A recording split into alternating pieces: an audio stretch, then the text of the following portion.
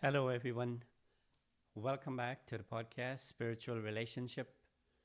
My name is Ken Hanneman, and this is my wife, Dr. Anno here. Today, the topic is insecurity in relationship.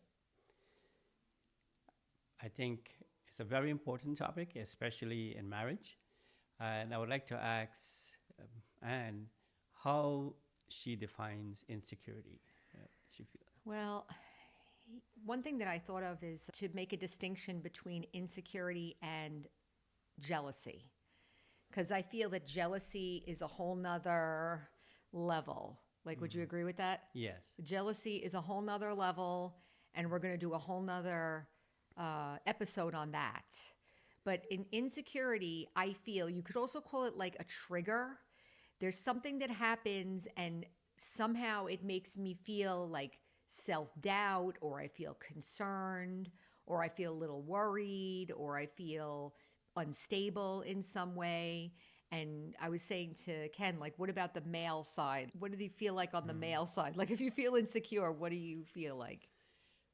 Yeah, and I would like to define that in my own way, not the dictionary. The insecurity for a man in a relationship is there is there's always competition and comparing and a feeling like you're never measuring up.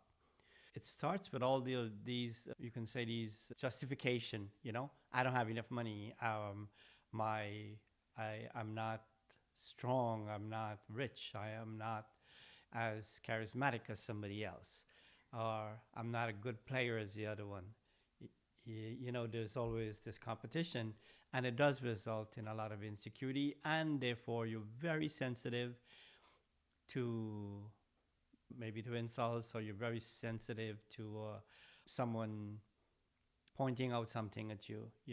That internally you might believe that about yourself, but you don't believe you don't think the other person should be pointing that out. Maybe it's a little hard to talk about a little bit. This is why we're kind of bringing it up because it has an impact on a relationship. So if one or both are insecure, it has an impact. Like, for instance, and I have a tendency to think like in a male side versus the female side. Like in the other episode, we were talking about money and that I was feeling a little insecure about the money situation because Ken just is retiring now and the situation has changed. And for him, in that episode, we talked a lot about different personalities. Like he was like, "Oh, don't worry about it," and then, but I still felt like insecure about it. So one principle that we were discussing about insecurity in relationships is that if the relationship is healthy and you have trust, the relationship can actually take care of insecurities. Yes. My relationship with you has been, growing up and with the many things that you had to accomplish, in life. They were there were a lot of insecurities. So you really didn't feel good, even when you had accomplishment. You still felt like you're not doing enough. The great thing in this relationship is that I knew to myself what was going on within me. I could see my thoughts and my feelings and about myself. But the beautiful thing is when you're willing to, like we all started out with a kind of a respect for each other and trust, where it it was we had some situations where we had to talk through things, and I would see how you feel when I behave a certain way, and then gradually we were able to work through that. I don't know if you want to Give an mention, example. like, yeah. Well, I think that one thing I want to share too is that we both are on a spiritual path. So we meditate every day, we study spiritual literature every day, we do service like this. This is service. So we're committed to doing service. So the context of our life is really good in that sense, like in that sense. But also, something that you said just now is very important. You are already aware of your own thoughts and feelings. And I think one of the main tips that maybe we can give about healing insecurities or working with insecurities in relationship is to understand that I am responsible for my own feelings and my own thoughts. And the way that the relationship can help that is that the other one, number one, does not belittle, ignore, or in any way negate or put down the other person when they're expressing insecurity, whether they're expressing it directly or indirectly through behavior. Sometimes you can't always verbalize it, let's say, but if the other person is like sensitive and say, like we had a situation where you were feeling insecure. This is when we first got into the relationship. And you were feeling insecure about something, and it was pretty intense, but you were able to express it. And at first, it was a little shocking because we hadn't really gotten fully together yet. So I thought, wow, this is it. Like, this is the relationship's over. Because for you, it was a very painful moment. Yeah. So even in those experiences, if it's a very painful moment, if the other person takes the step towards the other person, I feel that really can make a difference, and it can help heal the problem. Because what happened was I kind of stepped towards you in that moment. Yeah. I said, if I would have known that you felt that way, I would have done this. Yeah. And in that moment, you shared with me that that made you feel like, wow, she does care. And so, I mean, I'm putting him on the spot. Normally, you wouldn't want to put the man in the vulnerable spot. You know, the women are the ones that are supposed to be, you know, whatever, vulnerable and whatever. But men have insecurity too. And there's two people in the relationship. It's not only the woman that has the feelings, you know. Right. Everybody, you know, like, oh, the man is like, whatever, and the woman has all the feelings, and the woman's the one with all the problems. It's not true. That's not true. That's not true. And I think one of the beautiful thing about marriage is that you would like to be, I like this word, self-actualized. You want to grow. You want to feel better about yourself. Your self-esteem should be enhanced, not diminish. And if your partner can listen to you or somehow read into why I might say certain things or react a certain way, that you can see beyond that and maybe make some adjustment with that, right? And that goes both ways. Because spiritually, we always feel that family is where the greatest or the heaviest or the most powerful karma can be experienced. And if you are enhancing each other's happiness or self-esteem, then what happens is that insecurity can go because you're not alone fighting with it. And you're not trying to put a face on. You're not trying to be one person inside and then you have a facade. You have a... What you just said is so important because can't we all kind of relate to that? Like, I'm trying to be good. I'm trying to be a good husband. I'm trying to be a good wife. I'm trying to be, but inside, I don't feel happy. I feel upset. I feel afraid. I feel not listened to, not seen sometimes. Yeah, this is a very powerful thing. I was just thinking of an example where we're going to have another episode on independence, which will probably bring up the same example, but this was a really good example where as a woman, sometimes insecurity shows up as irritability or maybe what we would call nagging or controlling or something like that. But that is insecurity because for some reason we feel unstable. There's an instability feeling, and then I'm reaching out to control to feel more stable, or I'm irritable because I don't feel stable. So one time, I'll share an example. I was maybe expressing that because when we talk about the independence, we're going to get more into this, but this was a really powerful example of how your partner can help you get over something, even if you're not like perfectly self-aware in the moment. Okay. Yeah. I was irritable because I had to cook or something and to cook for the family and whatever it was. And I was, I guess, complaining or something, like my energy was not good. And Ken said to me, you know what? Why don't you take the weekend off? Just cook for yourself this weekend. Just cook for yourself. We'll take care of my son is 17, so, whatever. He's old enough. He'll be fine. I'll cook for myself. So you just take care of yourself. And he didn't do it nasty or anything. It was like real. It was like, but what did he do? This was very powerful. What did he do? he was saying, so he was saying, just take care of yourself, right? But what was the context? The underlying, like if he could have a subtitle under that, it was like, I love you. You're not going to blame me or Joey for your irritability. So I am going to take away the thing that you're using right now to be irritable so that you can take care of yourself.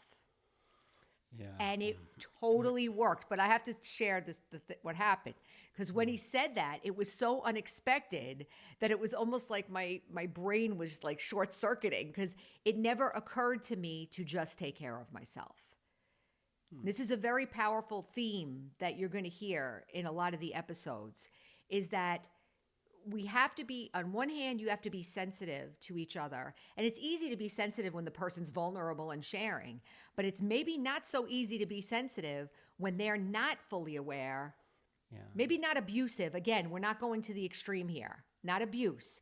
But if they're maybe not fully aware and they're kind of acting a little weird, there are things that we can do to give that signal to the partner. Hey, I love you, and I'm going to take this away so that you can take care of yourself. Yeah. So what I find too from what a man can do and also what a woman can do in a relationship is that if you bury your soul, or let's say, for instance, culturally, I might have had certain values. And then based on the way you grow up, maybe how your father behaved, how people around you in that culture behave, and you might be using certain language. And the thing is that if you take a if you step back and you really examine that tone of voice or that language or the feeling, I'm a man, what happened is that you realize that words have, it's an energy, it makes an impact, and saying hurtful things is not a joke. And I find that I change a lot of that.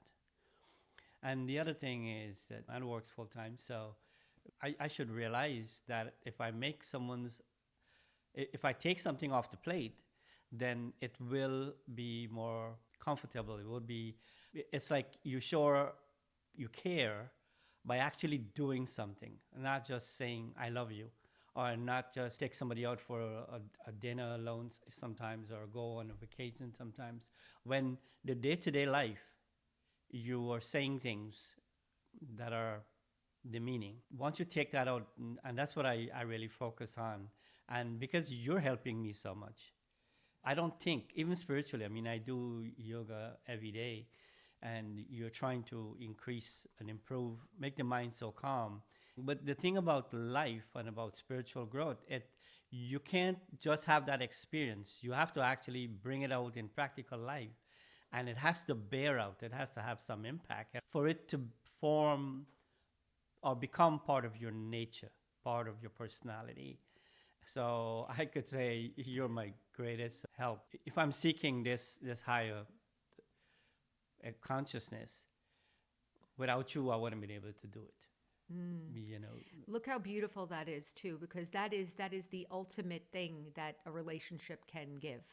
A marriage in particular, I would say. Yeah. That's the ultimate. You can use the marriage as a support for spiritual goals. And with insecurity, back to this insecurity thing, is that why not heal it? Why not fix it? Why not deal with it? Because it's not going to help. And here's the thing. It's okay if it's there. Like, the relationship can handle it. Yeah. Like, the love of a relationship and the respect of a relationship and the willingness to shift your own position. Like, he did not force me to cook or so. I don't know. It's like, you don't take advantage. You're using the word take advantage. Women can take advantage of men too, by the way, okay? If I as a woman, if the female, if I'm constantly emotional or negative or unhappy or whatever, that's also a drain. Yeah, or bringing up From the past or holding up, but that, like you were saying, you came in like maybe joking around and you stopped doing that, right? Yeah. I learned to not be critical. I had to learn to not be critical, and I grew up in a very critical household. with a very critical household in a very critical situation. So I had to get over that. So you see, being with each other Yeah. actually helped heal those things also. So how does this go back to insecurity? So we'll kind of wrap this up. I think that insecurity, if we could say, is kind of an uncomfortable moment in the relationship, one way or the other. Whether it's one person, usually it's one at a time that feels it. I don't usually think we feel it at the same, right? Yeah. Because we have different triggers or different situations. But I think that if the relationship is healthy and strong and you're willing to step towards the other person, each of us have to be responsible for ourselves always. But there's a way to maybe take the burden off, or maybe look at my own self care. Why am I upset all the time? Why do I feel overwhelmed? Maybe I need to take care of myself. Yes, You know, exactly. like I can't expect you to make me happy all the time. Right. I mean, that's not reasonable, you know? And at the same time, you can't expect me to take care of your every physical need forever and ever, and not Right. and never and you never do any. So, and no matter how unhappy I am, that's Yeah. my job. I got to do it. No, I don't know how you're hearing this, those of you who are listening. I know there are cultural norms. So what we're doing in this spiritual context is we're kind of challenging the norms Yes. and saying, listen, if it hurts you, I don't want you to feel hurt, so let's take a look at this. Can I adjust? Can I make a little adjustment? Do I care? Yes, I do care. I don't want you to feel bad. I don't want you to feel insecure. Yeah. I want you to feel happy in the relationship. When you said to me, cook for yourself, that was you saying, I don't want you to feel overwhelmed. Right. I don't want you to feel bad. I want you to take care of yourself. So I'm going to remove myself out of the Yeah. equation so you can take care of yourself.